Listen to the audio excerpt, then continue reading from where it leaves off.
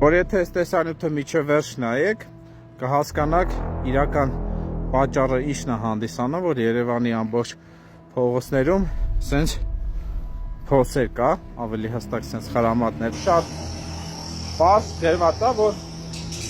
բիտումի լրցում խճի վրա շոտ ամբողջ 12 տոննա 1000 մետր քառակուսի վրա։ Հիմա եկեք ցույց տամ, որ բիտում չեն լրցում։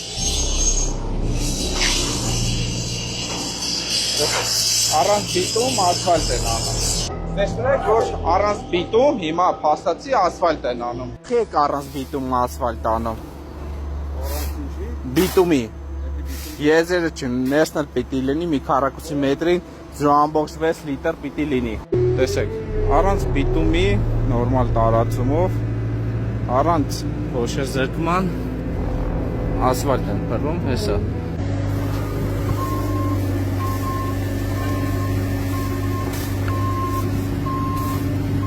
Ժողովուրդ ջան, առանց բիտումի